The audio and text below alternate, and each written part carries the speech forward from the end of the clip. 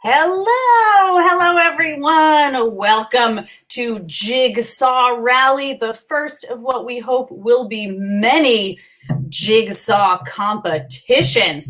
We have some very exciting head-to-head puzzling coming your way this evening. I also have some puzzle-related, puzzle-adjacent, puzzle-inspired trivia for you to play along while you watch. Hello everyone. No. There we go. Multiple screens, and I had to mute myself. Thought I was muted on the other one. Here we go. All right, let's meet our puzzlers. All right, first to the screen is Mr. Cullen Shaw. Oh, and then I have to click on... Hello there. Hello. How are you, Cullen? I see you, and yet I don't see you. Oh, there we go. Hello. Hi. Why don't you tell everyone just a quick little bit about yourself? Well, my name is Cullen Shaw. As you can see down here, I am the founder of NYC Trivia League, and during the quarantine have just gotten involved in all kinds of fun things, like the Trivia List, where we have launched some game shows and some Pubzle. So my family and I like to put together puzzles, and by my family, I mean that they watch me put together puzzles during the holidays, and I've always wondered, am I actually good at this? And I think the answer is no. I think I'm probably not good at this, but I'm going to give it my best. And I love jigsaw puzzles. You know, if I think I should call myself Jigsaw today. Oh, there you go. There it is. Yeah. Jigsaw. There you go. Way to sell it. We started with a little less confidence than maybe you should have come to the competition with, but that's all right. This is our first one. It's building. The confidence is building. It's the beer. So usually it's just your family watching you make puzzles. Today it is going to be, who knows, hundreds of people on the internet watching you puzzle. And let's see who you are puzzling against. Everybody welcome Jonna DeGesso. Jonna DeGesso to the screen. Oh. Hi, Jonna. Can we hear you? Keep going. I can hear you now. All right, give us your quick intro. We've met Jigsaw, who you are up against, and let's see. You have as clever a jigsaw name. Tell us what you got. Well, I do have a jigsaw name, and it's Jonna DeJigsaw. Wow. And I love puzzles. I normally do them in a much chiller state, if you know what I'm saying. Maybe late at night, just me and the cat, and my husband doing them. But I am excited to be doing the puzzle this way. I'm excited to add a whole new level to my jigsaw vibe. I'm happy to be here. All right, fantastic. I'm happy to have you here. I'm happy to be here with both of you, and I'm happy to be here with all of you out there in interwebs world watching Jigsaw and Jonna DeJigsaw get their Jigsaw Rally on. Oh, I didn't do any warm-ups, and I managed to stumble through that. Not too stumbly. All right, here's what's going to happen, everyone. I've got an hour on the clock. We are going to start with 1 hour of puzzling. We will check in at the 1 hour. It's going to be hands up. Yeah, that's right. Let's make this the feature screen so we can all see the puzzle that we're working on, a 500-piece Ravensburger British birds puzzle. And at an hour, we're going to see who is farther along. We're going to stop. We're going to check in, and then we will do up to 30 more minutes, after which it will be stop time for today. And if the puzzles have not been completed, we are going to follow up with some time-lapse video amazingness with everybody honestly keeping their own time in their world, and we'll promote it from there. Yes. All right, puzzlers, are you ready? Wait, is your plastic off? Hold on, is plastic Whoa, off? everybody's got to keep, no box tops off yet. Hey, Jigsaw, you slow down. You slow down there. Oh, there's this plastic. Oh, that plastic. All right. I knew that it was wrapped ahead of time. So Okay, all right. We have to put together a piece every 7 seconds, I think. Oh, you did the math. All right. Are we It's not going to happen. With the math? Oh no! Shoot. Oh shoot. Oh. It's okay. I lost video on the other one, but you can hear me. All right, you can hear me on this screen. So you can't see me, but you both have your hands on the bag. Jigsaw, feel free to take the same position that you see Jonathan Jigsaw taking. Hands on the plastic bag. I'm going to count you down from 3, 2, 1, go! All right.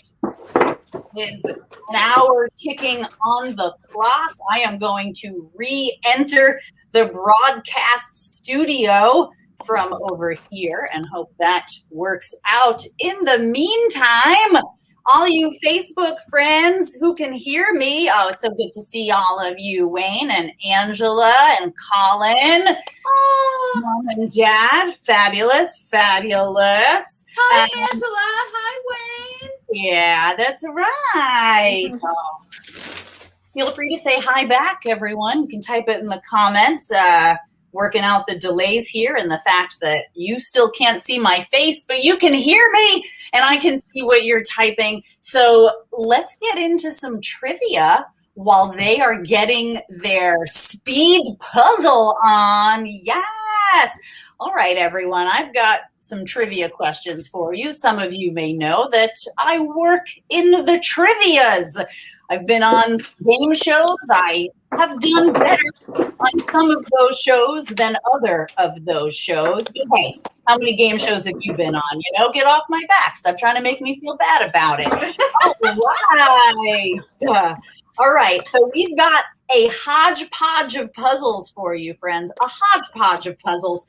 You are going to see how quickly you can identify the kind of puzzle I am describing with a series of 4 hints each. All right, so I am going to give you 4 hints per puzzle, and there is going to be an ample amount of time between when our puzzlers hear me say what's happening and when it makes it to Facebook. So, you know, puzzlers, feel free to work on your tap dancing while you puzzle. We got people to keep entertained, you know. All right. Here we go, friends. Here we go. Your first clue in your first type of puzzle is that it was invented by Arthur Wynne in 1913. Invented by Arthur Wynne in 1913. I got to be careful not to say anything else on this delay while we are waiting for you to get your answers in. I do see that we have a lot of poultry being eaten among our viewers. We've got discussions of cold chicken and turkey meatloaf going on in the Facebook chat. Oh, Wayne says, holy shit, look at that depuzzle technique. I don't know which one of you that is about. Maybe it's about both of you, but viewers are impressed. All right. Does anyone out there know what kind of puzzle was invented by Arthur Wynne in 1913? Sheila, I guess that is your guess. Jigsaw, that is not the answer. We wouldn't have gone in that easy. Come on. Come on. All right. Up next clue, same puzzle. It is based on a game that was played in ancient Pompeii. This kind of puzzle is based on a game that was played in ancient Pompeii. It was also invented by Arthur Wynne in 1913. And Colin Llewellyn is correct. The answer is crossword. We're talking about crossword puzzles. Go, baby! I hope you didn't look it up, Colin. I hope you didn't look it up. You know the rules. You know no cheating. You know. All right. And the other 2 clues, just so you all can probably not learn more, because these next two are going to be like, I knew that. Those are the ones I would have gotten it right on. Multi-directional clues. You got up and down in your crossword puzzles. And then Sunday papers have the most difficult ones. Straight from the dome. Well done, Colin. Well done. Invented in 1913. We know that it was based on a game played in ancient Pompeii because there are examples of it carved into walls in the ruins of Pompeii, which, as I'm sure all you smarty pants know, was a very well-preserved city because Mount Vesuvius exploded all over it. I went there once, Jamie. Did you really? All right. Well, let's take this opportunity to check in with a puzzler. Can they talk while they puzzle? Tell us about your trip to Pompeii. Well, it was a part of a cruise that I went on with a boyfriend and his whole family, and it was weird. But Pompeii was my favorite part of the whole thing because I just got to kind of wander around and not have to like feel like I had to, you know, be entertaining or entertain anyone, you know, like, or be on my best behavior. I could just be on my own and be a 19-year-old girl, you know, enjoying Italy. Awesome. Well, I'll let you get back to puzzling. I don't want to give you too much of an unfair distraction, but Cullen Jigsaw Shaw, you best believe I'm coming for you next. All right. I'm ready. All right, friends. It is time for our next set of puzzle clues. Our first puzzle clue on this one is that it was featured in the season 6 episode of The Simpsons called Lisa's Rival. What kind of puzzle was featured in the season 6 episode of The Simpsons called Lisa's Rival? There are many people that will tell you season 6 is the sweet spot of Simpsons glory. Obviously, it has been on the air now for nearing, if not exceeding, 30 seasons, which is impressive regardless of what you think of the show. But there was one episode in season 6, it was called Lisa's Rival, and there was a type of puzzle that featured prominently. No guesses out there just yet, but maybe you're only just hearing what I'm saying. It's those delays. Yes. I am still having trouble getting my face back on the screen for you all. See if I can do it from here. All right, I'm moving on to the next clue. In addition to being featured in the season 6 episode of The Simpsons that was called Lisa's Rival, you can use this kind of puzzle to send coded messages. A kind of puzzle that you can use to send coded messages. Oh, right. That's why I can't use that camera, because it's bright yellow, but it matches John's chicken suit. Everybody notice John has got a chicken suit on. All right. I might have to take it off soon. I'm warm. Getting warm. Getting warm. Getting that puzzle heat on. Yeah, the heat is on. I didn't factor in the puzzle heat, and I should have factored in the puzzle dust. Oh, yeah, puzzle dust. Sure, yeah, puzzle dust. Did you do your stretches so that you don't get puzzle back? No, and puzzle back is coming. That's why I'm starting in a seated position. Yeah, spare. That's good for sorting, but you know, I'm just like, I'm ready to rock this right now. So you know, watch out, Cullen. Yeah, I'm afraid to look up. This is going slowly, but surely slow. Well, I must say, this is fascinating insight into the mind and tactics of puzzlers. I don't think a lot of people out there necessarily would have thought that puzzle dust was an issue, or that puzzle back was something other than a shot you could get at the bar when you could go to bars. It's a song by Justin Timberlake, I believe. Oh. bringing Puzzle back. I think I hope he's watching right now these days. Oh, what are the odds? Probably pretty low. But you know, he doesn't tune into live streams, right? So he'll watch this once it's already done and up. That's what I hear about Justin Timberlake viewing habits. All right, everyone. It was featured in season 6 of The Simpsons. You can use it to send coded messages, and it is the basis of Boggle. What kind of puzzle is the basis of the game Boggle? Maybe you've heard of it. Maybe you've heard someone playing it. You always know when you can hear someone playing Boggle. That's what it sounds like. It's a great sound. That's a Boggle. But what kind of puzzle, friends? What kind of puzzle? Oh, that's 10 minutes down, puzzlers. Oh, God. Down. Cullen's got a whole bunch of red. John has got her sorting trays and is just sort of diving into finding where she thinks things are in the puzzle square. Fascinating to see these tactics. It's not a word jumble, and it's not Scrabble. Scrabble is a whole kind of game in and of itself. Word jumble is on the right track, but it's not what I'm looking for. So it was in The Simpsons episode called Lisa's Rival. You can use it to send coded messages. It is the basis of Boggle. And finally, you can play the tabletop game with a banana-shaped bag of tiles. I know it now. Oh, Jana knows it. Well, don't answer yet. Don't answer yet, because you heard me say it before they did. You got to give people some time. Time to check in.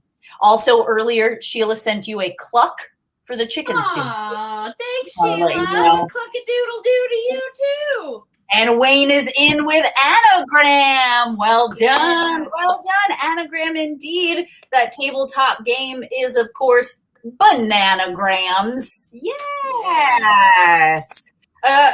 Cullen, what's your experience with bananagrams? Well, I was introduced to bananagrams at a company event, and I thought it was really, really fun. And so I that holiday season, I came home and I was like, we've got to get this game. It's going to be so much fun. Let's play it. And we went to Target and we purchased the game. And I didn't realize that I purchased the Spanish version of the game.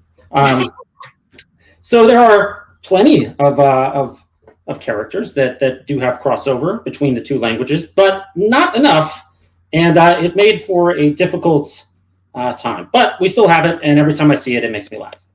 Oh, well, you have children now. Maybe you should start teaching them some Spanish, and you can use your Spanish bananagrams to help them toward bilingualism. I think that is the right call. And you know what? If anybody needs work right now, it's teachers and tutors. Well, it's a lot of people, but certainly teachers and tutors, they need work and they need respect. So maybe you can find someone out there who can help you out. Maybe you can do it virtually. And I think we need more bilingual children in the world, is I guess what I'm getting at. Yeah, I'm in. I'm all about this. Sweet. Sweet. My mother is a retired Spanish teacher. You don't have kids? Sure. You've got access to children, which sounds terrible.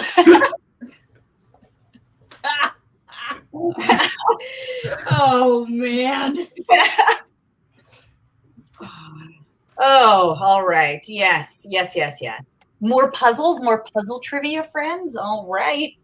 Here we go. Moving on to the next kind of puzzle. The first world championship for this puzzle was in 2006 in Lucca, Italy. 2006 in Lucca, Italy was the first ever world championship for this kind of puzzle. Now, I assume that's the kind of deep cut that you need to be deeply involved in this particular puzzle community to know about. But you know what? Every nerd community does have championships and conventions. Jana and I went to Las Vegas together a few years ago for the Trivia Nationals, which is a weekend full of trivia and quizzing and pub-style nerdery. Yeah, it sure is. Sure is. Yeah, and Jana, that was your first experience with trivia conventioning and conferencing, wasn't it? Absolutely was. Yeah. I do not fancy myself a super great trivia person, but I had a really fun time because it's cool to be surrounded by smart people. You know, I always say you should surround yourself with smart people. That's the smartest thing to do. So it was really great to hang around with people that were all just a lovely group of smart people that were all very serious about their game, man, which is also another thing that's cool to watch. You're like, oh yeah, you guys are serious about this shit. How about you, Colin? Colin Jigsaw Shaw, you ever been to any kind of games or nerdery-based conference or convention that isn't one of the big ones, not Comic-Con, something a little more niche? I don't appreciate that you said not one of the big ones. I think that the World Adult Kickball Championships of the world are pretty legit. And I didn't go just once. I went twice. As a competitor? As a competitor, yeah. I think we our first year. What's that?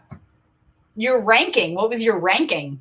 Well, our first year, we kind of stumbled into the tournament. We were really excited, and we had no idea how just like people were really into it. But we defeated the reigning national champions in our first ever time there, and then I think we did a little bit better the second time, but we never won it. I think our best finish was a top 8 of the 2. But it was nice. It was nice to beat the defending champions. That's always a good feeling. Yeah. Top 8 out of how many teams competing? 9. No, I think we had. So the first year they welcomed. I think it was 64 teams would play. I think it was a pretty big tournament. That's pretty big. Yeah. I mean, I know like trivia tournaments get like massive amounts of people, but only so many people can go to a kickball tournament. You got like field issues and things like that, but it was awesome. That's great. That sounds awesome. Oh, I thought you were about to speak to the exclusivity of the kickball world. Not a lot of people. No, kickball. Yeah. Well, yeah, you had to win your local league in order to qualify. Okay. And which was a terrible way of building a brand, I think. It ended up really hurting things because what happens is, in order to have a really highly ranked team, you must just completely destroy your local competition. And that's not really a lot of fun for people that sign up for a casual kickball league. So we dealt with a little bit of that, but it was fun. It was a nice group of people.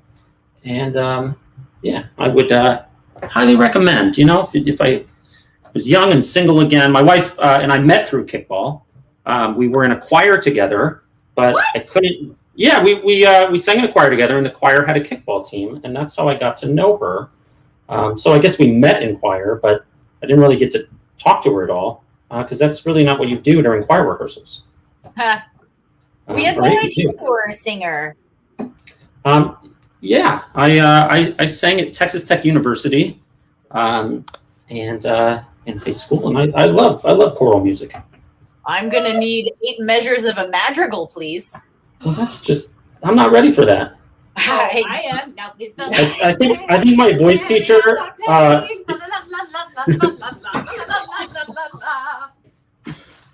don't want to embarrass anybody that invested time in making my voice. Anyway. You'd be happy just to see that you're continuing to exercise your instrument.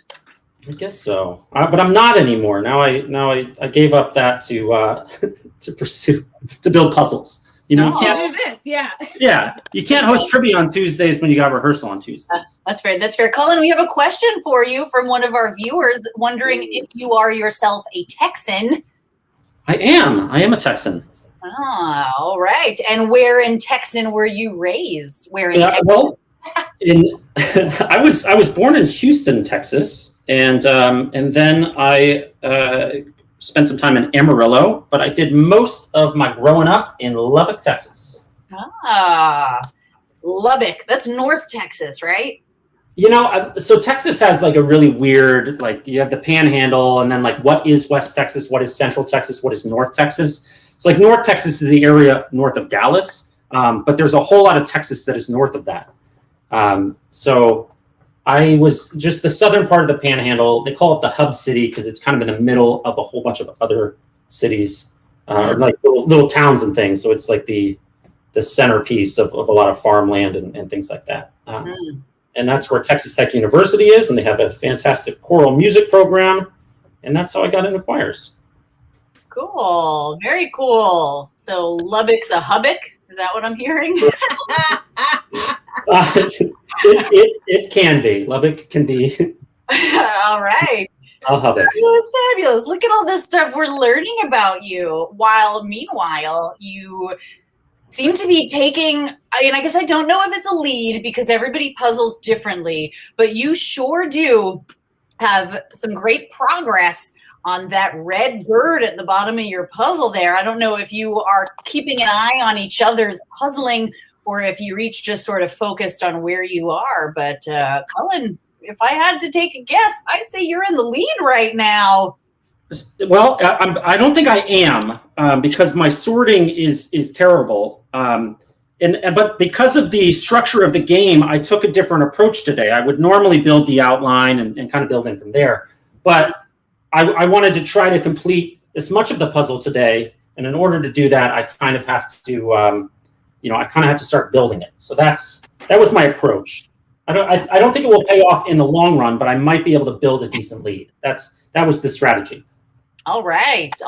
Still shaky on the confidence for yourself, but I say... Well, my beer is on the floor, and I'm going to take a beer break at some point. All right. Let's get back to let you guys have a few more puzzle minutes without having to chat. You are over 20 minutes into your hour.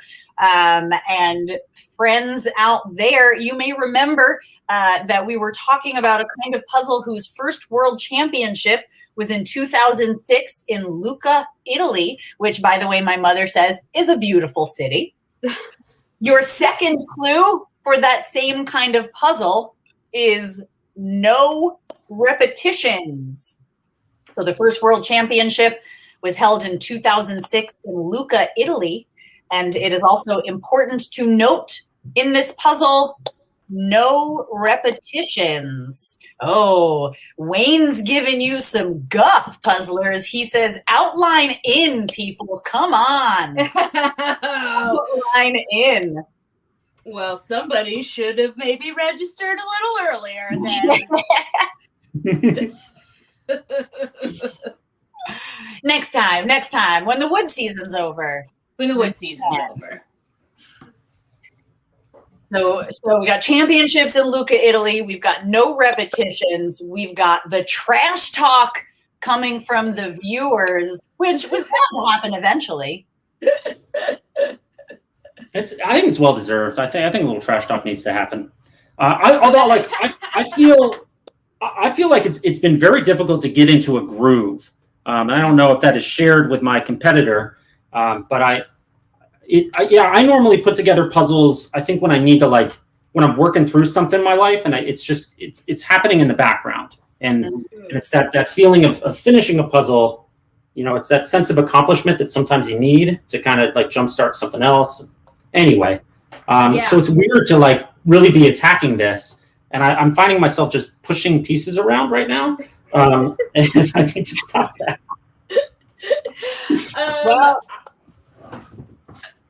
Jonna, please go. I was just gonna say that this is definitely a new approach to puzzling that I'm not quite used to. I'm trying to rush through that same process. And I commend you, Cullen, for changing your normal strategy to fit this game style. I understand why you did it, because it does feel like it feels different. It feels different.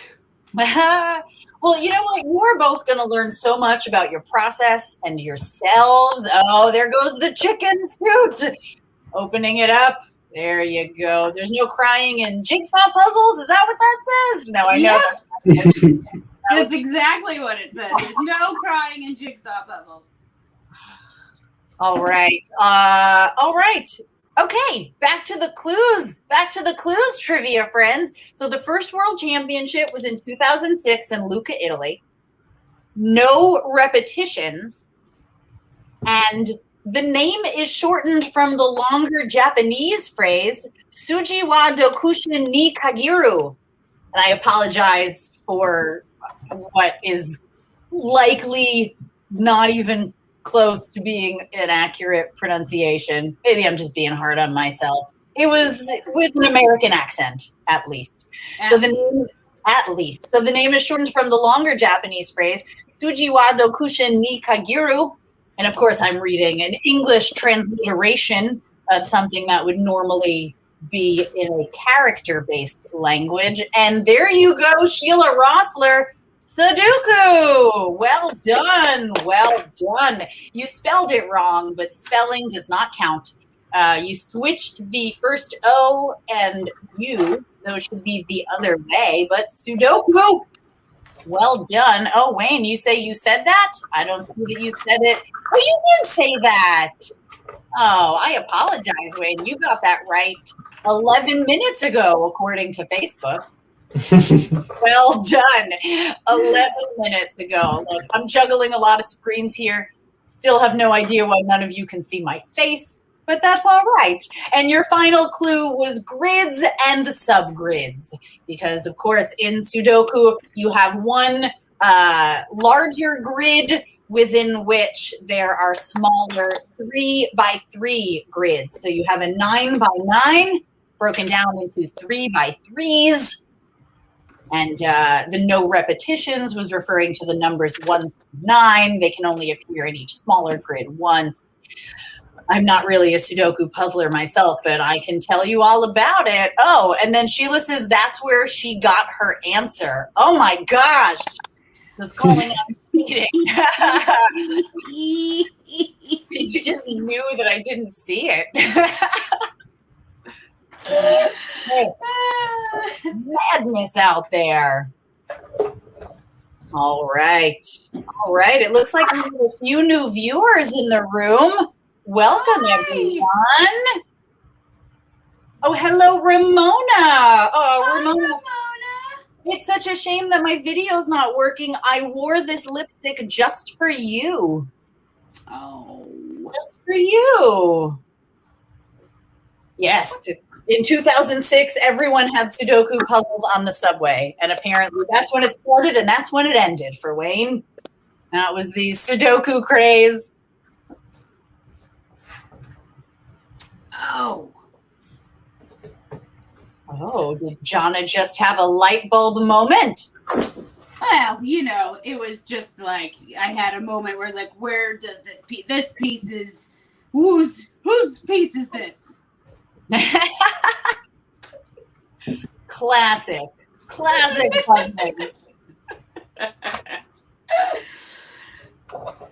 All right, you are almost halfway through your first hour puzzling, friends. Oh yes, Ramona, I absolutely can describe the lipstick. It is red.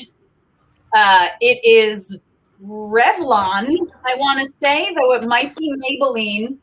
And it's such a perfect red lipstick that Jonna actually has the same one. I purchased a pair of them once to give it to Jonna because she tried mine and she was like, "This is great," and I was like, "It's the greatest red lipstick anyone's ever made." It's all the skin tones. I truly believe. I think it may be called Very Cherry. I'd grab it, but I'm on the clock. But I'm wearing it now, so you can imagine Jamie it would just put my lips on Jamie's lips. I don't know. I was trying. Oh, some people are going to hear that a different way, Jana. Well, I can't help those people. No, that's fair. That's fair. I can still point it out, though, you know? All right. Cullen, you've got that red bird. You've moved on to a blue and yellow bird just above it that seems to be coming along nicely. John has got some edge pieces coming together, some scattered pieces across the top of the puzzle. But this puzzling for the clock is tougher than we thought it would be. I'm not a puzzler. It would definitely be tough for me. I started a jigsaw puzzle at the beginning of November. Never finished it. You know, it's not for everyone. Did you take it apart, or is it just it's still sitting there? I took it apart at the end of January, beginning of February, when I came back from having been out of town for a month. Right. And I decided, you know, I need this table now. Yeah. I had given it a good effort. You know, maybe I'm a team puzzler. Maybe I would be good in a group competition, but puzzling on my own, I couldn't quite. I love a good puzzle. What was that, Jana? You love to puzzle, or you loved the puzzle? I said I love a good puzzle. Oh, you do love a good puzzle, but only a good one. Actually. There's been plenty of like not so good ones that I've enjoyed very much. Like I had one that was in the shape of a lion with a bunch of different lion motifs inside of it. It was nutty. It was not a good or well-made puzzle, but it was silly and fun. So what's your distinction? What makes a good, well-made puzzle? Oh, great question. This puzzle, in fact, that we are working on now is a really high quality puzzle. The pieces are nice. They stick in. It's not like questionable. You're like, does that piece go? I don't know. I can't, because the cuts aren't quite crisp enough, but these cuts are really good. They also have a nice sort of feel to them. They just, you can feel that they're sturdy. It does say that there's a premium soft click technology. I don't know that I'm feeling a soft click technology, but they go together nicely. They're working well. Well, maybe that's the thing about soft click, is that if you can feel it, it's not there. So soft. There you go. And Cullen, what's your take on what makes a good or well-made puzzle? You definitely want the pieces to actually fit together. I think is you know, but I think it depends on what they are trying to do as a puzzle creator. Either they're trying to save a lot of money and they give you a low quality one, or they're trying to make all the pieces the same so that it becomes a lot more difficult. So I think you just have to, like the impossible puzzles or things where everything's the same shape. But I like a puzzle with a nice, good click, to where, you know, I'm not having to pull the thing apart just because pieces happen to fit together. But I don't know. Oh, I see. Yes, I definitely encountered that as well in my minimal puzzling career.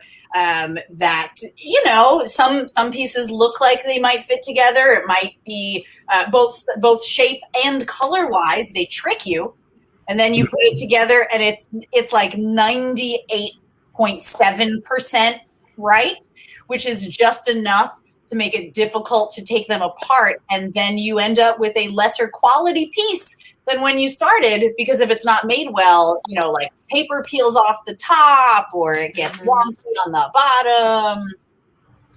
Nobody likes a wonky puzzle. No one. No. I know that Ramona just finished a really cool puzzle. She was just sending me some photos of it. It was really pretty. It was a desert. Well, now, Ramona, you're going to have to tell us about the desert puzzle that you were working on. I have questions about how many pieces how long it took you? Was it any desert in particular as far as you were told? Or was it just, general desert? There are a lot of deserts on the planet. They're not all the same. That's right. There are sand deserts. There are ice deserts.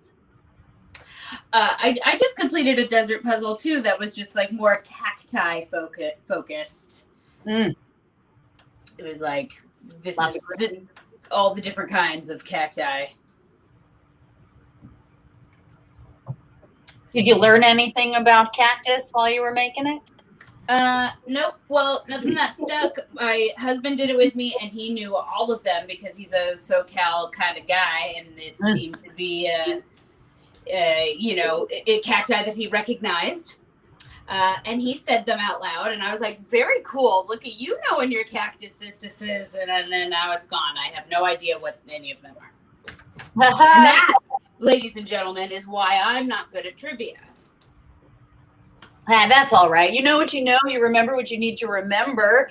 Ramona, we're going to celebrate you. Ramona says that was the very first puzzle she's ever completed as an adult on her own, and it was 1,000 pieces. What?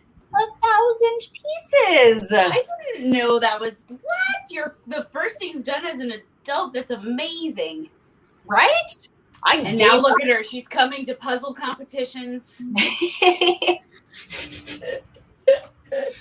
That's how it starts, That's how it starts. That is how it starts. You have less than 25 minutes left in your first hour, puzzlers. Less than 25 minutes left. And I've got more puzzle trivia for our viewers. Here we go. More puzzle trivia. I've got 4 hints. Let's see how many it takes you to guess what kind of puzzle I am talking about. Your first hint is that it won the 1980s German Game of the Year award for Best Puzzle. 1980s German Game of the Year award for Best Puzzle. I have my doubts about having put this as the first clue. I think it might be too easy, but we'll see how you all do. Ramona says she loves puzzles. She only does them like once a year, 1 week in the summer with her sister, and that she was COVID driven to make this 1,000-piece puzzle. Well, you know what? Finding the bright side in our current times. Yes. Oh, Colin, you got it. Rubik's Cube, not the Ruby's Cube, but I'm going to assume that you were just so excited you typed so quickly that it was a typo. A typo. What's a Ruby's Cube? What's a Ruby's Cube? I was reading something today and it used the phrase accidental typo. And I said to myself out loud, all typos are accidental. Who edited this? Which I say to myself a lot. I say that a lot. Yes, Wayne, you are correct. Germans love games. Actually, I don't know if you're correct. Can we make that generalization? You know what? I feel like it's better than the generalizations Germans usually get. So, the other hints I had for Rubik's Cube were some people compete by solving it blindfolded. They look at the Rubik's Cube, they memorize it, and then they blindfold themselves and they solve it that way. And the competitions are based on how long it takes to memorize the cube and then also how long it takes to solve it. Wow. That's impressive. That is impressive. There's a lot of different kinds of skills in one. I have met jigsaw puzzlers that refuse to look at the reference material. Wow, that's intense. Yeah, our mutual friend Adrian doesn't. I don't think she doesn't look at it. And this guy DJ I once know also wouldn't really look at it much. Fascinating. That seems intense. Yeah, that is intense. That's bold. That is bold. Fun fact, everyone. Ramona was prompted by Facebook to ask if she wanted to hide or report Wayne's comments about Germans loving games. Which is so fascinating. You know, when you see the things that Facebook is okay with and the things that they prompt you to not be okay with, it boggles my mind, just boggles my mind.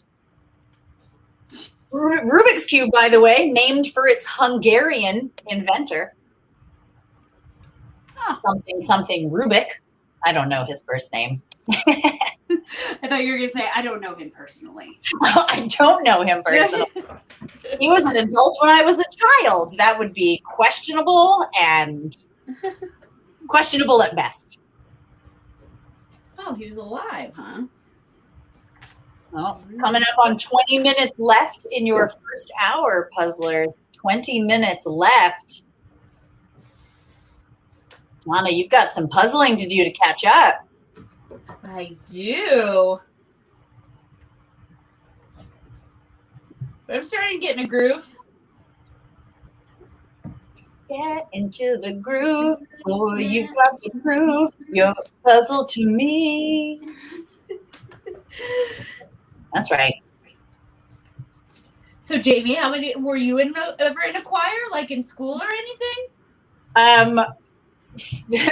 Funny you should ask. When I was in junior high school, we had majors and minors, and we chose what we wanted them to be in 5th grade for when we entered the school in 6th grade. And we had a first choice, a second choice, and a third choice.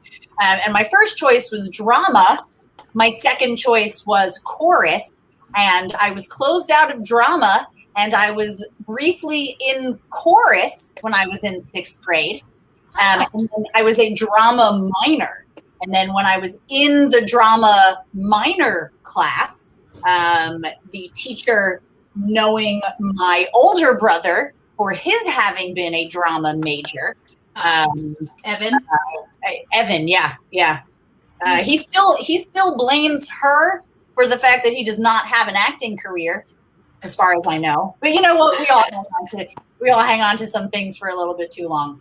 But yeah, so I was briefly in the chorus, and it was, it's not necessarily my strongest skill, but I enjoyed it and I wanted to be better at it. But then I ended up swapping over to drama major, and then I did that for 3 years. Well, all right then. Yeah. And my mother says, "Seize the day," which is, of course, a reference to a song from Newsies, which I sang in a musical recital, a music school recital when I was in 7th grade, and I wanted to prepare for the 8th grade musical auditions. Which was Newsies. It was Cinderella, but we didn't know that until we were in 8th grade. It was.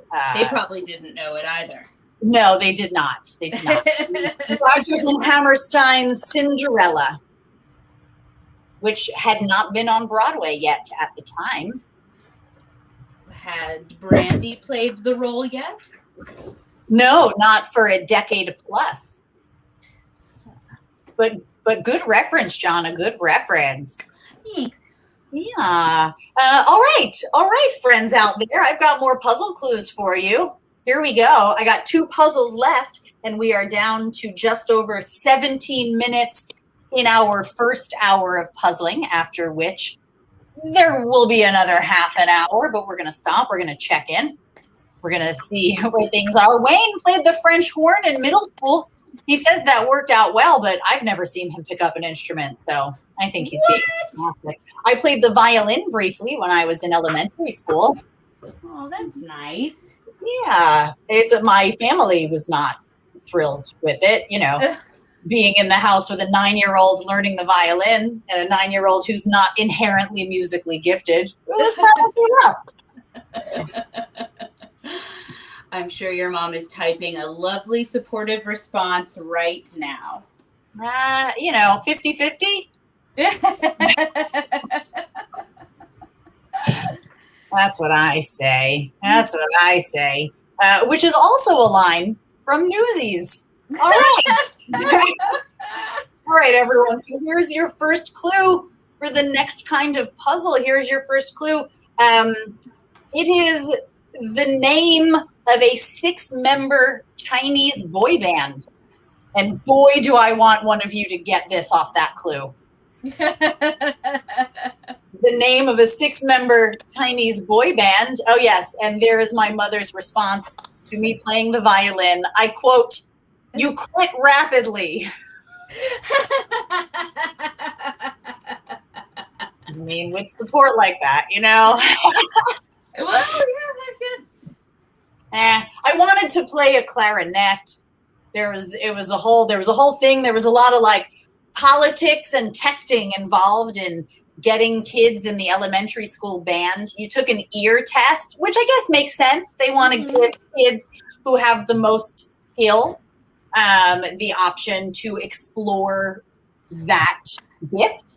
However, the test was taken in a full auditorium. I remember people talking about cheating off of other people. So, you know, there's just no way to be sure. Like I said, we hold some grudges. Oh, and Angela on an ear test. What's that? How does one cheat on an ear test? What is it? Well, you copy what the kid next to you is saying. I guess there's no guarantee that they have a better ear than you do. Oh, I see. I thought it would be more of well, that to me seems a flaw in the testing system. The ear test would be like, all right, I play this, you sing it. Let's see how you do. Sure. I mean, I guess like there was potentially one row of children in the front of the auditorium who could have been watching the teacher on the piano. But I would sending signals. Just shooting for themselves, you know? Just shooting for themselves. Kids are devious, you know? Kids are devious. That's why I don't have them.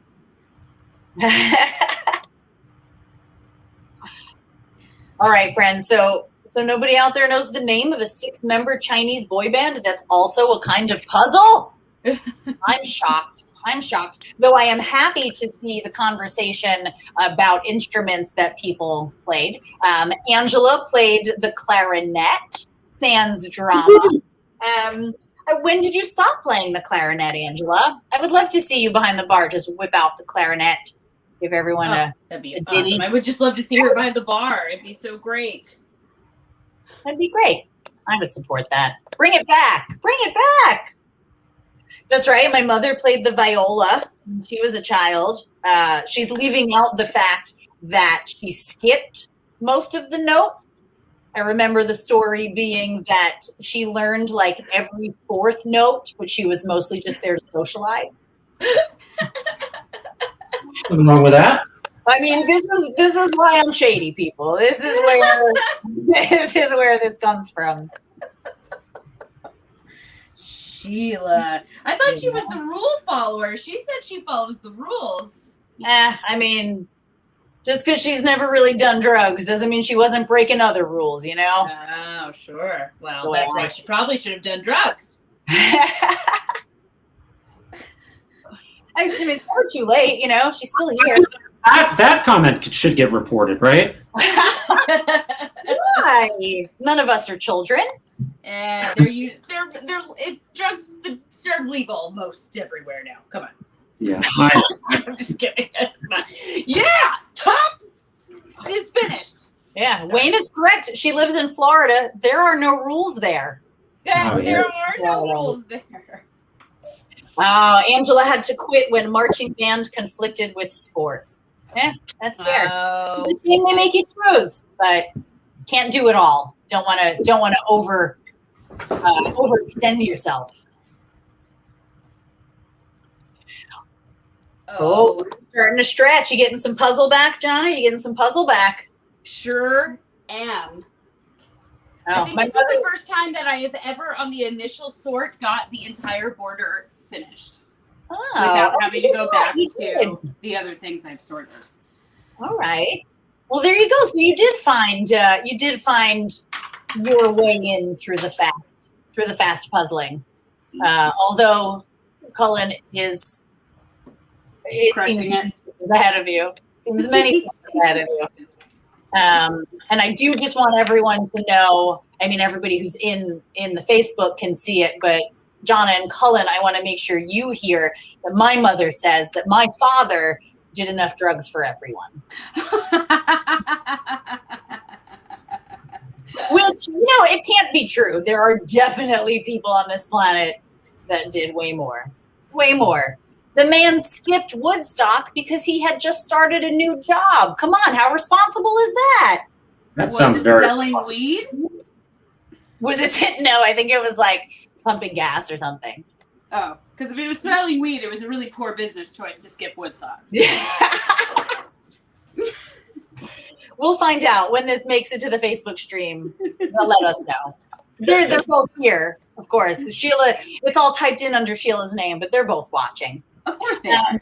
Of course. All right. So we've got the name of a 6-member Chinese boy band and a puzzle that was invented in China, but its exact origin story is unknown. Jonna, Wayne says you're totally going to come from behind and slam dunk it. I agree. I went. See, now I'm starting to slow down because of my lack of organization early. But you do have quite a head start just from what it looks like to me as the outsider color commentator who has no great puzzle experiencing, the Fred Willard, if you will. We are at 9.5 minutes. 9.5 minutes left in your first hour. Yeah, Ramona says, John is going to be great, but Cullen just threw that border together. Dang. Yeah. All Dang. right. Pressure's on, friends. Pressure is on. All right, so we've got a 6-member Chinese boy band. We've got a puzzle that was invented in China, but the exact origin story is unknown. And we've got thousands of possible configurations. Thousands of possible configurations. I don't know how many different kinds of puzzles you all out there have engaged with. I have definitely come across this one for many, many years before I knew what it was called. Not that that's helpful to any of you. You're not inside my brain. Oh, the puzzle's getting serious. They know that the clock is ticking. They are done chatting. They've got 8 minutes and 18 seconds left before the first hands up, back up. Woo!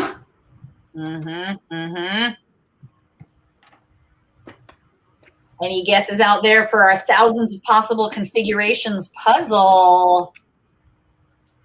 Let's see. All right, your final clue, friends. Your final clue is arrange 7 specific polygons to replicate given shapes and patterns. So it's the name of a 6-member Chinese boy band. It was invented in China, but the exact origin story is unknown. There are thousands of possible configurations, and you have to arrange 7 specific polygons to replicate given shapes and patterns. What kind of puzzle is that? Ooh.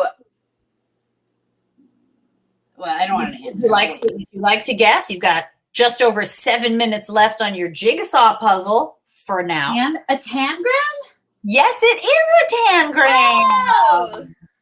Well done. Well done, Jonna. Did it take you to the 4th clue to get that? I can't remember. All right. You don't want everybody to know that you're a big fan of Tangram, the Chinese boy band? Yeah, that's just for me. That's okay. We all have to have things that are just for us.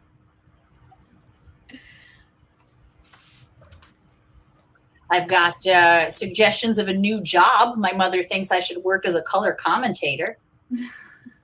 And then my boyfriend says, a color commentator? So we've got mixed support in the room. Oh, there we go. John is putting that red bird together back where Cullen started his puzzle. She's now getting all those pieces together that she sorted earlier. Good to see that. I don't know if those puzzle trays were helping a lot on the speed puzzling, but like Cullen said, he did not do a lot of sorting earlier on. So it's possible that when we finish with today's puzzle session and we cut to the final time-lapse session of them finishing their puzzles, Jonna may yet come out ahead. Who knows? Who knows? I can't call it till it's done. Can't call it till it's done. Wayne, a color commentator is the person who announces the sports games and competitions and things, but not necessarily the person who is just calling the plays. It's the person who adds the color. That's why I said it's my Fred Willard, because let's say you've seen Best in Show, and Fred Willard makes all of those just horribly inappropriate comments about the dogs and the handlers. It's great. 5 minutes. You've got 5 minutes till your first stopping point.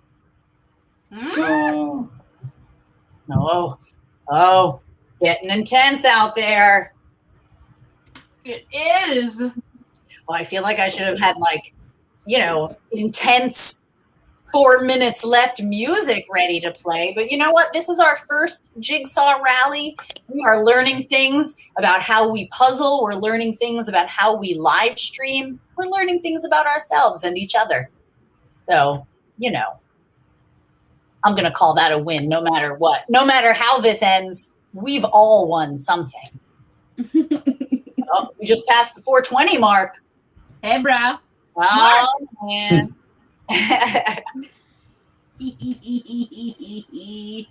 Did we ever find out what job? Oh, he said pumping gas, right? Pumping gas. Yeah, I said that. I think so. I mean, I'm not 100%. Not 100% on that. We have just passed 4 minutes. Just past 4 minutes.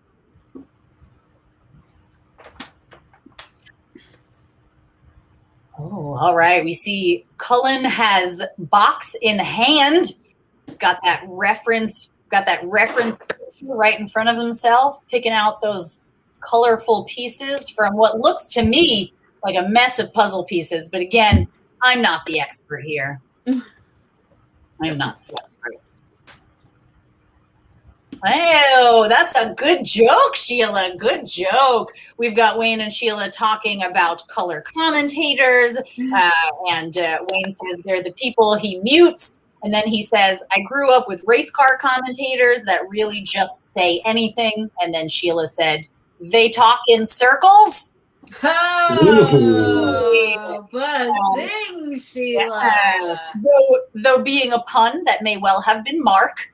I don't want to give credit where credit is not due. Sure.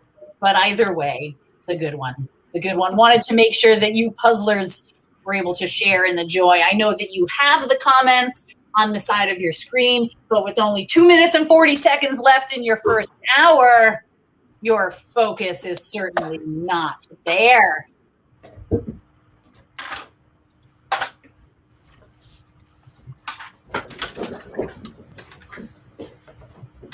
Oh, and that was a Sheila pun. We've got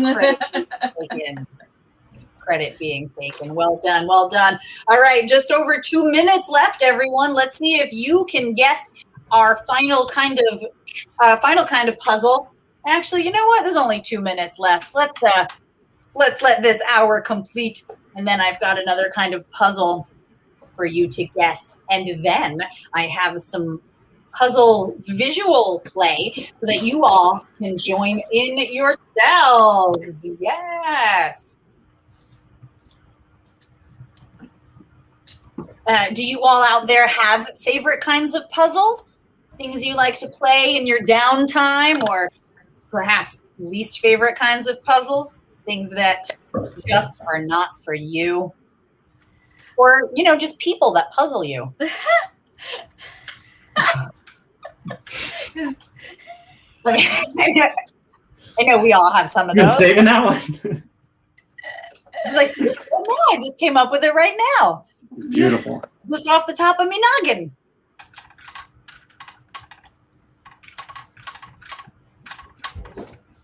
Oh, look at those puzzles coming together. Look at those British birds taking flight. You've got 1 minute left. I mean, I'm assuming they're all flighted birds. I don't know. I didn't look it up. I don't know if we have a list of names. I just know that they're British.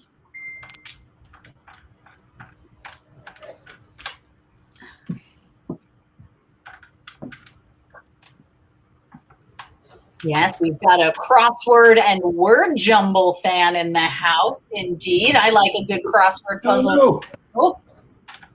Oh, no. Oh, no. We've got drama with the Jigsaw. Calling Jigsaw Shaw for those of you who missed the introduction. 15 seconds.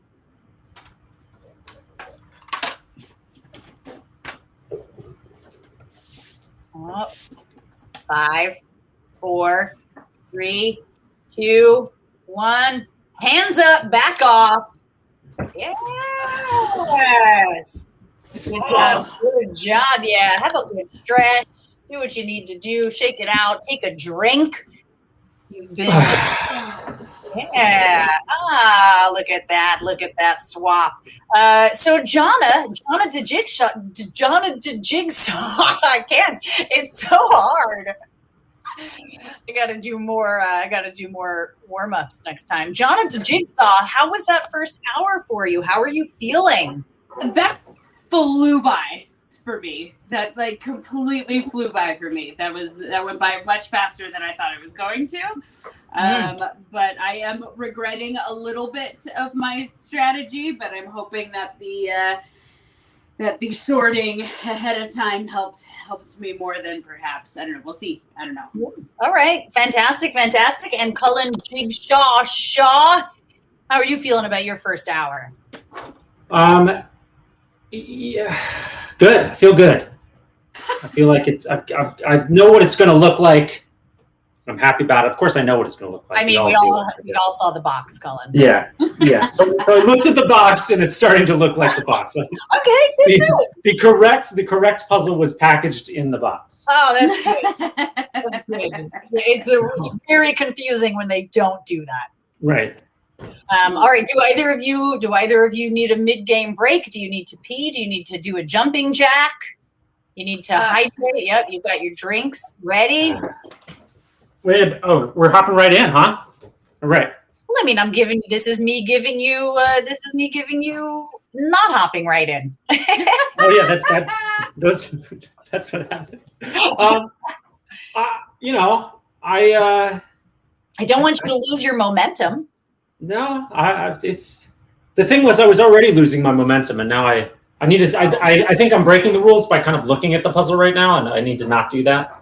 We didn't talk about the break and what I'd be allowed to do or not do. So I am going to stop looking at my puzzle, and I'm ready. I'm ready whenever. I'm excited to see how much further we can get.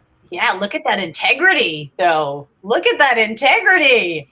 All right, puzzlers, there is 30 minutes on the clock. This is your final 30 minutes for today. So we're going to see how far you get today, which is going to put one of you in the lead for what will become, the final of this Jigsaw Rally. Here we go. Counting down. 3, 2, 1, go. And just a reminder, 30 minutes is going to be half the length of the hour you just played. So. I needed that reminder. Yeah. There you go. Yes, Wayne says he noticed a shift from competitive Cullen to chill Cullen and back again when you went into and out of break. Ramona thinks that the organization will serve you well, Jonna. Thanks, Ramona. Yeah, she's got your back. Ramona, it is a Ravensburger puzzle purchased from Barnes & Noble. Oddly enough, I could not find it for sale on the Ravensburger website, and none of these brands are officially sponsoring this event.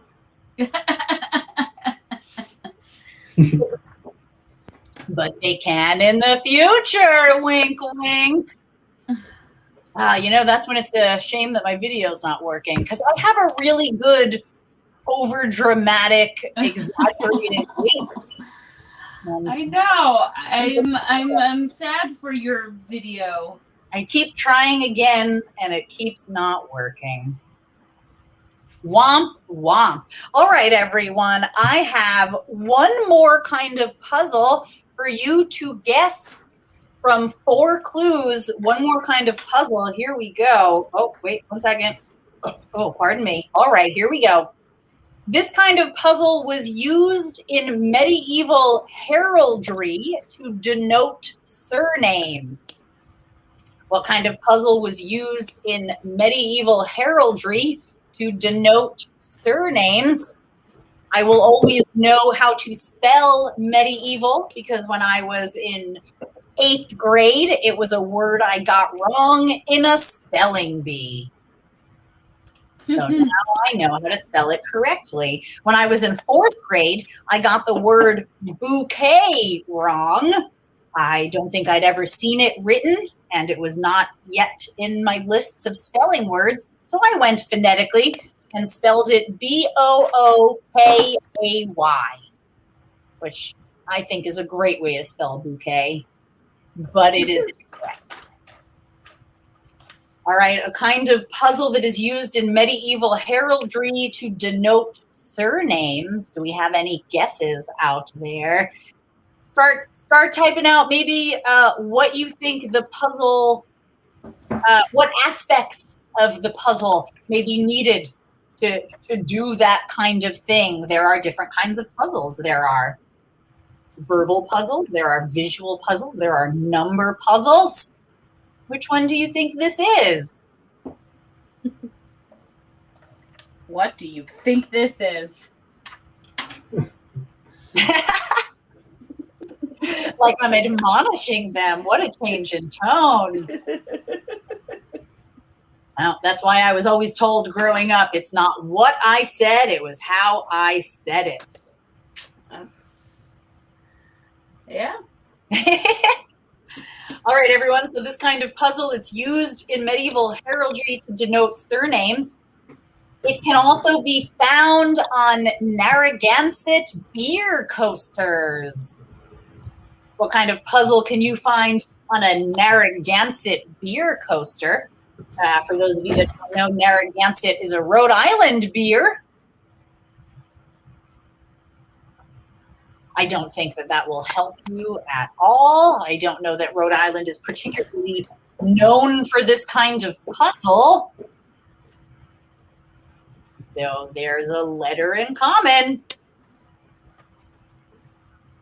Well, coming up on 5 minutes past for the puzzlers. Yee. About 25 and a half minutes left. Oh, cuneiform. What a fancy guess. Pictogram is on the right track. You are on the right track, but it is not exactly what I am looking for, though it's possible one could argue it is synonymous. However, it's not what I'm looking for. So it was used in medieval heraldry to denote surnames. It has been found on Narragansett beer coasters, and it played an important role in the game show Concentration. Who out there remembers the game show Concentration? I remember the game show, but I had to look it up to remember its name, which is not remembering if I had to look it up. But we'll see if it sticks from here on out. What kind of puzzle? I remember those Narragansett beer coasters. They were fun. Pass good time in a bar that way. Very clever. Very clever. Colin was on that show. Colin was on Concentration. I think I remember hearing about your game show experience. I remember hearing about that. If you would like to share more with the room, we're happy to do it.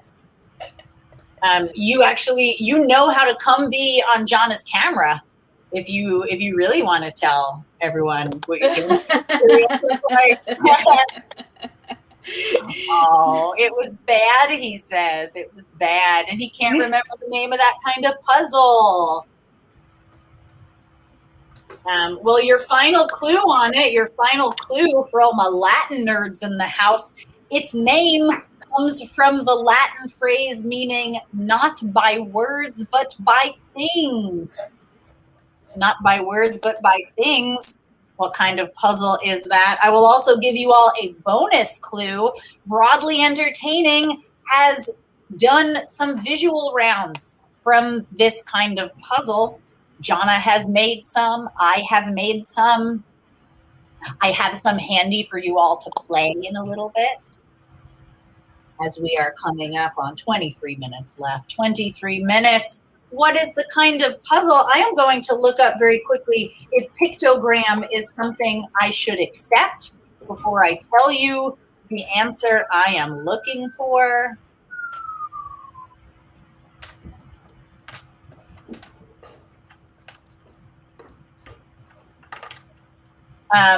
Sheila, FYI, the comments that you are currently leaving are on a sub conversation. I'm not sure if I think everyone can still see it, but just FYI, you're showing up tagged every time. It looks like you're only talking to Wayne. I know technology is complicated. Oh, look how much more focused the puzzlers are in this final third of today's competition. There's no joking around. There's no responding to the comments. Serious faces. Look at these serious faces. There we go. I got a little bit of a giggle. It's serious work here. Hey, I mean, there's pride on the line? Question mark? I don't know that pride is necessarily one of my 7 deadly sins, but I see what. I don't know which one mine is. Gluttony, maybe? Maybe I'm a glutton. See, what are they? We've got pride, gluttony, sloth. I definitely have my slothy moments. Oh, yeah. I've got my sloth days for sure. Vanity. Definitely. I would check that one off my list, probably. Is jealousy one, or did I make envy? Envy, yes, envy. How many is that? I stopped counting. Envy, jealousy, sloth, gluttony, greed is 1. That's 5. Oh, vanity is 6. What are we missing? What's in the box? I was just gonna say that. Well done. And lust. Thank you, Sheila. Oh, lust. yes. Is the 7th deadly sin. And the kind of puzzle I was looking for, everyone, is a rebus puzzle. A rebus puzzle. And I'm going to look up the Latin phrase that it comes from. Search engine started doing weird stuff recently. Here we go. I did not have this fun fact saved for you, but you know what? Me talking about it and looking it up buys 8 seconds. Non verbis sed rebus. Not by words, but by things. Non verbis sed rebus. There you go. Yes, Colin, that is right indeed. Right. Rebus puzzles. Now you'll never forget. 20 minutes left, friends. 20 minutes left. All right. Would you all like to play some rebus puzzles? I can share some for you. We can let these puzzlers have a few minutes on their own. Let me pull this up on this screen. It's on the other screen, but the other screen can't share with you. Oh, and then I tried to use, when I have a touch screen and then not a touch screen, and I've got 2 keyboards and a mouse and a trackpad. This is a lot more technology than I am used to usually handling. I tried to just touch screen in iMac, and I don't think any of them work that way. Which surprises me. Isn't Apple supposed to be on the cutting edge of all the things?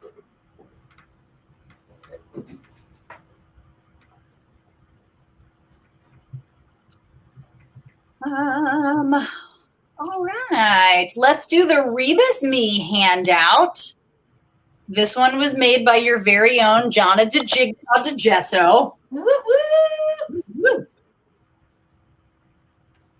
I'm going to get this some full screenage, and then I'm going to share it with you. And then y'all can type your guesses into the chattily chat. The Lady Chatterly. You full screen. Yeah, there we go. Oh, well, sure, iPads have touch screens, but an iPad's not a desktop, you know? And it's not a laptop either. So I guess maybe some of them you can attach a keyboard, and that's supposed to solve that problem. Look, I've said this like 8 times. Technology's not my strength. But I appreciate the info. Let's get you all a Rebus puzzle. Let's give these puzzlers some peace and privacy for a minute. Share this. Make it the whole screen for you. All right, everyone. Feel free to take a guess on absolutely any of these. Just make sure that you put the number of the one that you are guessing next to the guess that you're making, so I can tell you whether or not it is correct.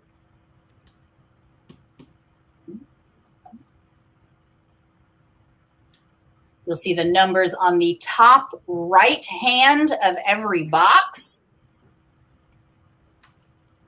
And just go ahead and type into the chat window, yes, number 1 is indeed red in the face. Well done, well done, well done. That's 1 down, 9 to go.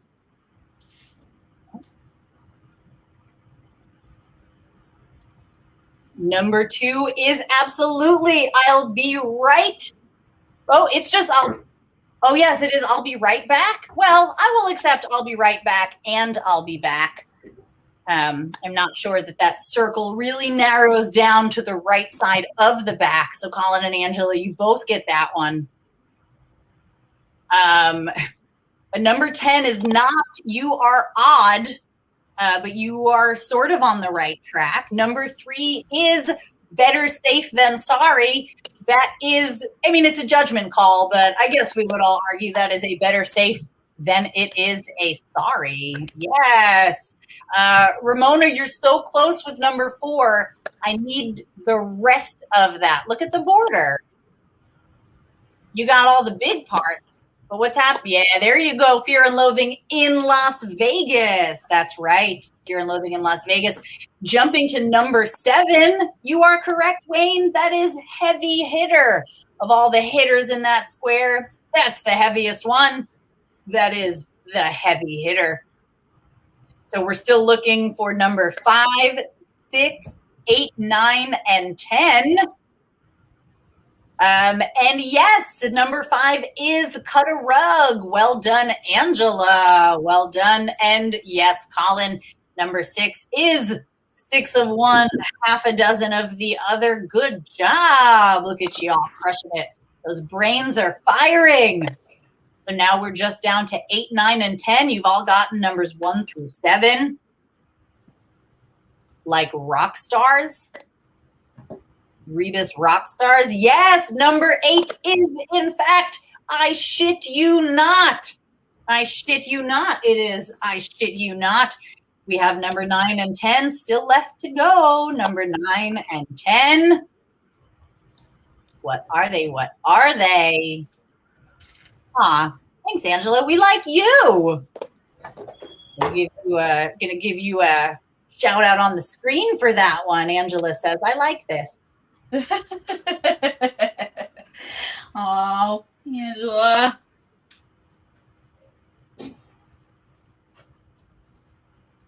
Still waiting on number 9 and 10, friends. Yes, Wolf of Wall Street. Number 9 is Wolf of Wall Street. And number 10, we had a guess of You Are Odd, but that is not exactly what we are looking for. Those numbers are not just odd numbers. You'll notice there's no 9 or 15, for example. There's no 1.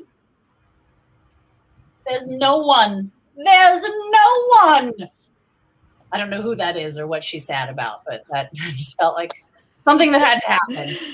No one, no one, no one. Thanks, Jonna. That was good. That was good. Great. All right, number 10. Yes, you're in your prime. Well done, Ramona. That is absolutely correct. You're in your prime. Look at you, smarty pants, all of you. Well done. So proud of you. 13 minutes left on the half-hour clock. Let's check in. Oh, Jonna is making good progress. That sorting does seem to be serving her well, but is it going to be enough to catch her up to Cullen? I don't know. No. I hope so. Y'all are doing great. You've got just under 12 and a half minutes left. Would you all like to play another Rebus puzzle out there? Because if you want to, I've got one for you, and I'm getting it ready so that by the time you answer, I'll be able to have it ready for you. Like I said, we're learning things, we're growing, we're expanding as people, we're having fun together, together apart, together apart together, we're apart together. How many different ways can I say that with just those 2 words? I think that's probably about it.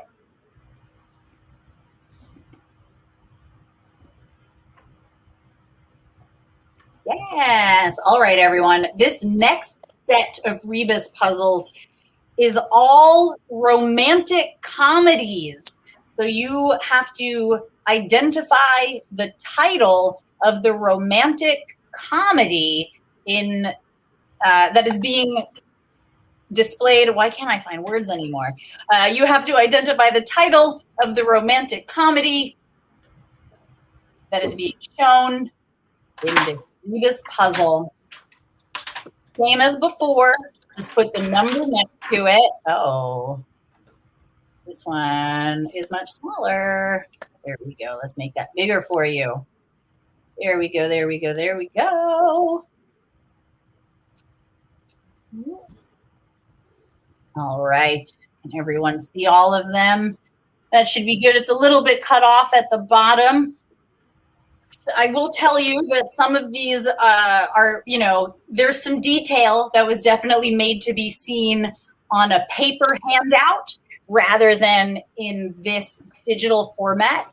But at the same time, if you make it as big as you can possibly make your screen, it'll put you in a better place than how I'm looking at it, which is probably a little bit smaller. All of these numbers are basically to the bottom left of the image that they are attached to. Some of these rom-coms are recent and some of them are decades old.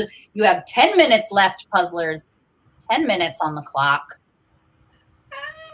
Yes, I think this Rebus round is going to prove to be a little bit more complicated, but that's all right. I think that's the right order to do it in. You've got yourselves all warmed up.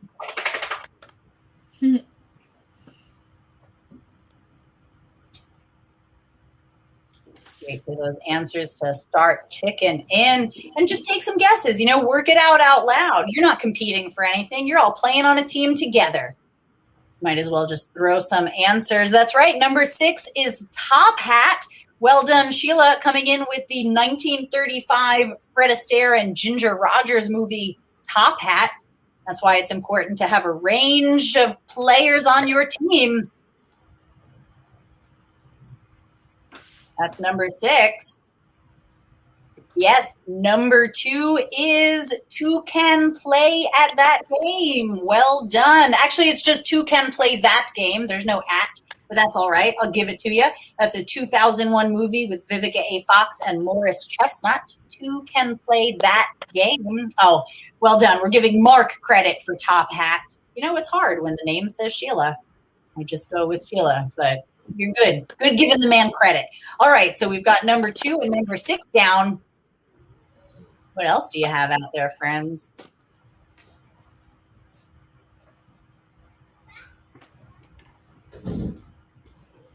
I can't hear you, so I can't hear you working it out loud, but I strongly encourage you to work it out, quote unquote, out loud in the chat. I will happily encourage you along the way if you are moving in the right direction. Coming up on 8 minutes, puzzlers. 8 minutes. Yes, number 9 is Boomerang. It is as simple as that. It's a picture of Boomerang. That was a 1992 movie with Eddie Murphy and Halle Berry. Boomerang. You've got number 1. It's all the way on the top right. Don't lose that one next to the title of the round. We're waiting on number 3, 4, 5, 7, 8, and 10.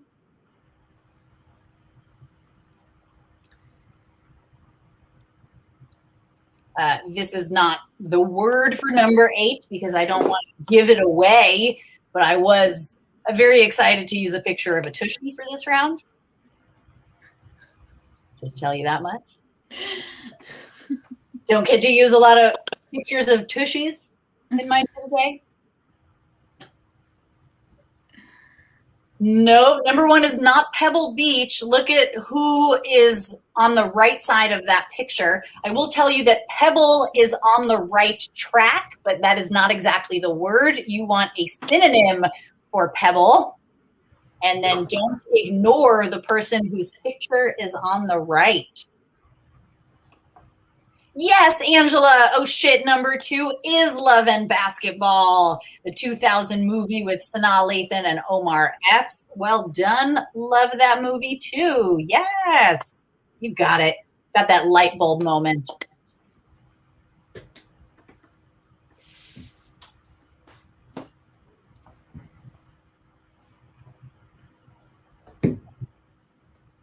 And I guess we're about halfway down. We're still looking for number 1, number 3, number 5, 7, 8, and 10. All right, so a little more than half left to go. Just under 6 minutes left for the puzzlers.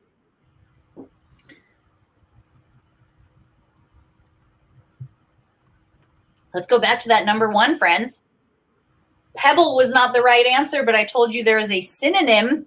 You're looking for a synonym for Pebble, and don't ignore the person who is pictured to the right of those pebbles by another name.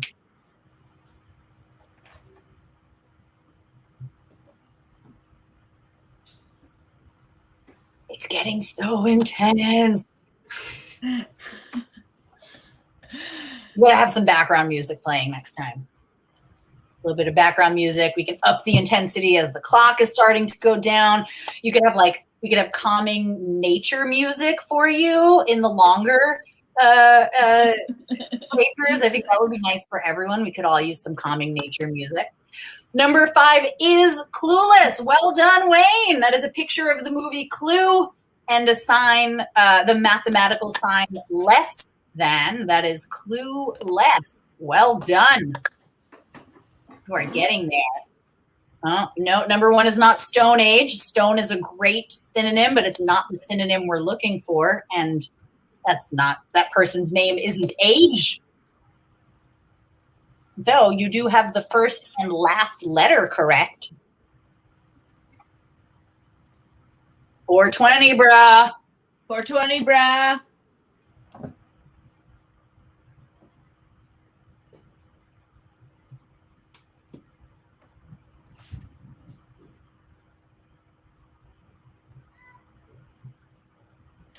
Yes, number one is Roxanne. Roxanne, the 1987 movie with Steve Martin and Daryl Hannah. Of course, an adaptation of the Cyrano de Bergerac story. That is a picture of rocks next to a picture of Anne Hathaway. Roxanne. Roxanne. So we're still looking for numbers 3, 7, 8, and 10. I think 8 and 10 are probably going to be the most difficult. That's how I would say it or see it. That's why I said it.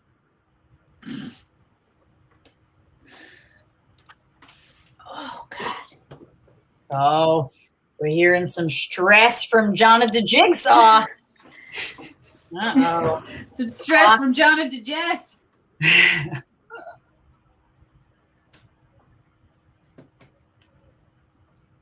Coming up to 3 minutes. Can I give you all some hints? Can I give you all some hints for let's go with number 3. Let's start at number 3. Of course, if any of the other answers come to you, feel free to put it out there. Number 3, you have the first word right there. The first word is on the page. And then you have the first letter of the next word. And we all know what that binary symbol at the end stands for. And most of us live in that time zone that is represented in the middle.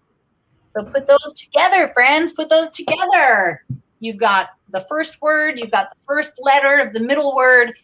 And you know what that last word is, that last symbol is supposed to represent. So that's my breakdown for number 3.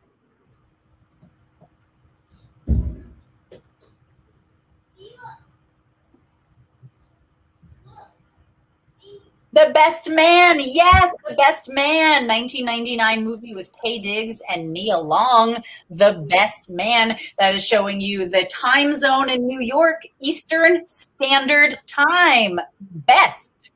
Well done. Well done. Well done. I'm going to go right to number 8. I know we still have number 7 on the table, but I'm going to go to number 8. But I'm going to go to number 8. And what is that final icon a picture of on number 8 that I also just gave you the first 2 words of the answer to?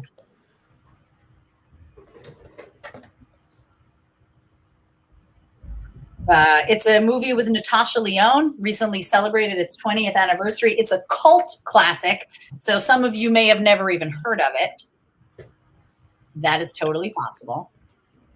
So that's my breakdown for number 8. Players, you have 1 minute left. And my breakdown for number 10, that is a picture of a hit single, of a hit musical single, next to a classic comic strip character who has a particular first name. And that final image is people that all share a broad ethnic description. Remember, these are all rom-coms.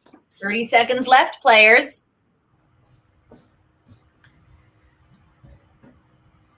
And then for number 7, we need a word that matches that first image on the left.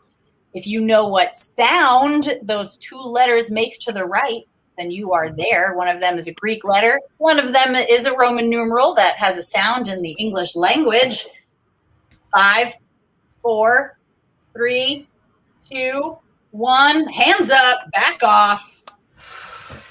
Yes. All right. Let us put this on pause so we can come back to our players. Yes. Here, let's see. I want to get to you all. Okay. All right. All right. Whoa, Cullen. Oh my God. Cullen, you're so Progress, further. Cullen.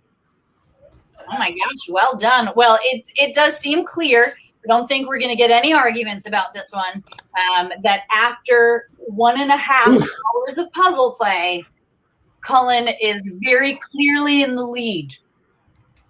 Very clearly in the lead. So clearly in the lead. Yeah. So what we're going to do from here, it's up to you all whether you do this today or over the next week. You know when you need your tables back as non-puzzle places. Important. Yes. But you are each going to take some time-lapse video of yourselves completing the puzzle. And then we will share that on our social media channels, which everybody has been seeing streaming across the bottom of the screen. Broadly Entertaining, at Broadly Entertaining on Instagram and Facebook. And then the Trivia List, at the Trivia List on Broadly Entertaining and Facebook. And we will all tag each other in all of those posts. But if you're not following both of those accounts, make sure you get to following those accounts. Yes, that was impressive, Cullen, indeed. Oh, and yes, Angela, Crazy Rich Asians is number 10. Crazy Rich Asians. Well done. I just saw that in the chat. Well done. Yeah, fantastic play. Fantastic play. Jonna, do you have any closing words for our competition today? If I could shake your hand, I would, Cullen. Cullen. That was intense. That was intense. Yeah. Anyway, what? Jamie, though, I gotta say that you did an amazing job. Absolutely. Especially losing the video and rolling with it, keeping people engaged. Nobody wants to sit around and watch us build puzzles, but you kept it fun. I think I had a good team. I had a good team of puzzlers. I had a good team of viewers. Everybody was engaged with me. You all made it easy. Fascinating. Fascinating people. I couldn't have asked for a better crew. But you know what I am going to do, everyone? I'm going to tell you what those answers are to this puzzle here. The ones that we did not finish. Number 7 is top 5. That is a I believe, and that is a V. This makes a V sound. Top 5, a 2014 movie with Chris Rock and Rosario Dawson.